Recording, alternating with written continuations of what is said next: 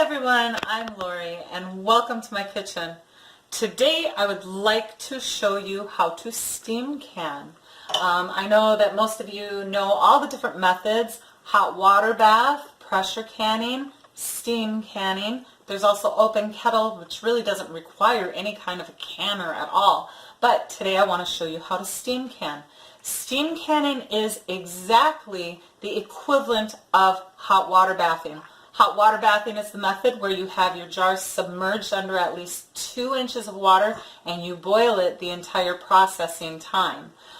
With steam canning, I haven't done a traditional water bath in over 4 years. I've been canning for 40 years now, and in the last 4 years I haven't done a single traditional water bath since I discovered how to steam can, because it's the same exact results and it's just a lot easier and a lot quicker. Instead of heating up gallons and gallons of water in your hot water bath container, you're just heating up the same amount of water as you normally would for a pressure canner.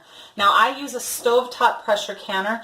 I cannot speak about electric pressure canners because I've never had one, and so I'm not really sure how they work, and I'm not sure if steam canning would be an option in electric canners. But for a stovetop canner, pressure canner of any kind, whether you have the AA or you have a Miro or you have, like I do, the Presto, steam canning works in your PC.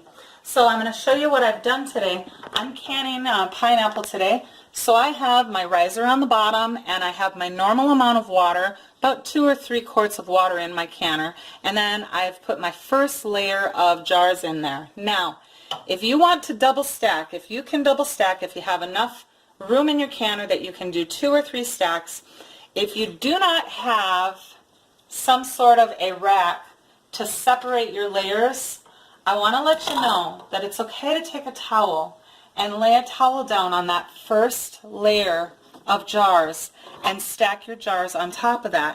What I suggest you do, if you're going to use a towel, try to find the seams in between your jars, and you want to kind of stagger your jars on those seams.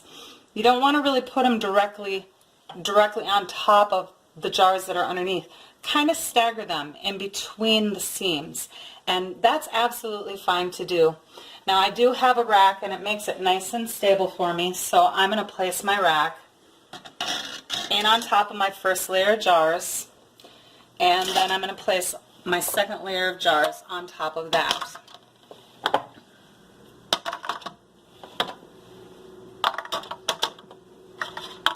Alright, so now next step obviously is to put your top on your canner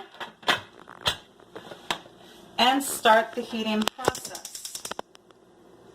Now I'm going to bring this up to a vent, and what I'm waiting for is I'm waiting for my pressure valve to pop up on its own. That's that little button that we all have on top of our PCs.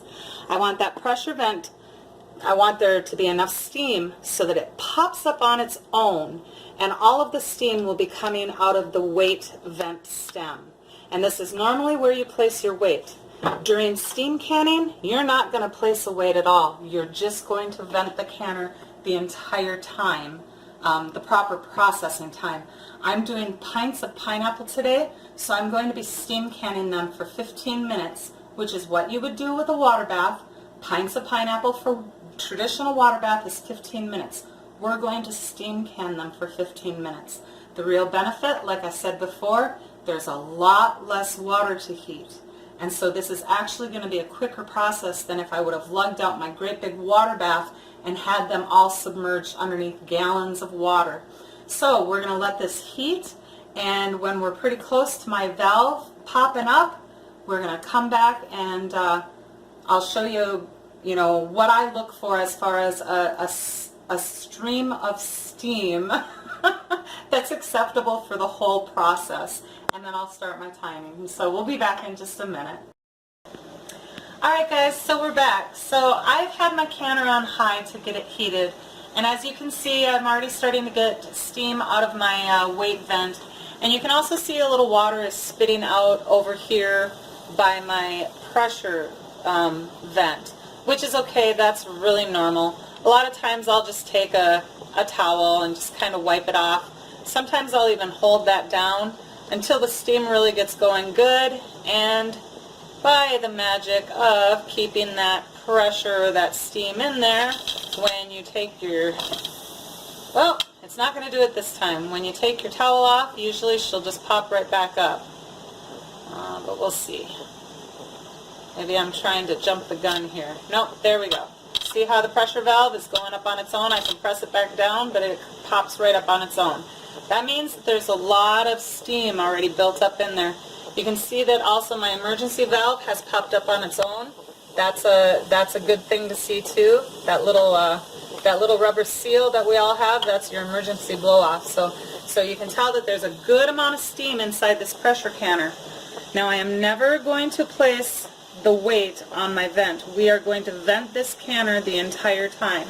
So I'm going to go ahead and set my timer because we're at a full vent right now. So I'm setting for 15 minutes. Now I heated this on high, but realistically all you need to do is you need to have enough steam to just keep your pressure valve up and just have it rolling out of there. You don't need it to be violent. You just want it to be just a good steady stream of steam. It's really hard to say that 10 times fast. Stream of steam. Anyway, so what I'm going to do is, since I've already got my pressure valve popped up on its own, I'm going to go ahead and I'm going to lower my heat down to medium. Because like I said, it doesn't need to be just spitting out of there violently. Just a nice steady stream. So the whole point of this is to have a really good coverage of steam inside of your canner. That's why it's really important to have it going well enough to keep this pressure vent up, because you don't want any pockets of air in there, just like when you're pressure canning. But with steam canning, you want to make sure that that canner is just really good and full of steam. So I'm just going to allow this to vent in this way for 15 minutes, and then I'll shut off my heat and let it cool for just a couple of minutes, which you normally do with a water bath too. You don't want to just immediately remove those jars. Let it cool down for 5 or 10 minutes before you remove the jars. But the process is just the same. We're just going to go through this 15 minutes just at a full vent, and then they'll be properly processed. So simple. Now I suggest this method for most of your water bathing needs, unless you're doing something like meat or green beans or corn.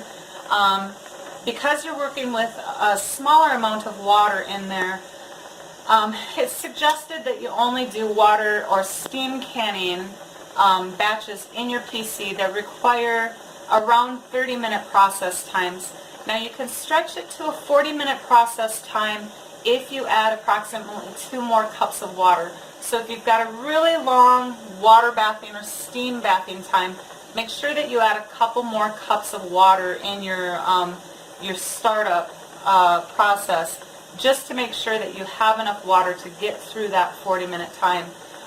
But you know, anything as far as 10, 15, 20, even up to 30 minutes process time, just your normal 2 or 3 quarts of water is plenty to see you through that in steam canning. So the additional water is only needed if you're going to need to stretch it to like 40 or 45 minute time, but I wouldn't really suggest doing 45. You don't ever want to run your PC dry. And since you're venting all the time, you're not really holding any of that water or moisture inside your canner. You're venting the moisture out all the time. So always keep that in mind when you're steam canning. But seriously, this is just how simple it is. Alright, so I turned off my my canner at after 15 minutes, and I let it cool for a few minutes, and then I kind of cracked the lid open. As you can see, you know, it's not on there exactly straight, and I'll crack the lid and then I'll let it cool for about another 5 minutes, kind of like this. So carefully remove your lid, and then you can start removing your jars. I can hear a lot of them are still steaming. I probably should have let it cool off just a little bit longer. And it's very cold in our kitchen. We kind of live in a cold climate, and it's pretty chilly here. But look at how beautiful those are. And that, like I said, steam canning is exactly like water bathing, has the same exact results, the same exact safety factor, and it's just a lot quicker because you're not heating up quite as much water. So those turned out just beautiful. I'll finish unloading my canner in a minute. Now, in the last video clip, before we came back to the canner, I said that it's not suggested that you use a steam canner if you're doing like meat or longer processes. In order to water bath canned meat, it requires 3 hours time. Now, in a steam canner, you obviously do not have the amount of water that you would need in your canner to obtain a 3-hour process time. So that's why it's not recommended for those long process times. But it works absolutely beautiful for shorter processing times, anywhere from 5 minutes to 40 minutes. Anywhere in that window of processing time, steam canning works absolutely fantastic for. So anyway, like I said, I hope you enjoy it, I hope you try it, and happy canning.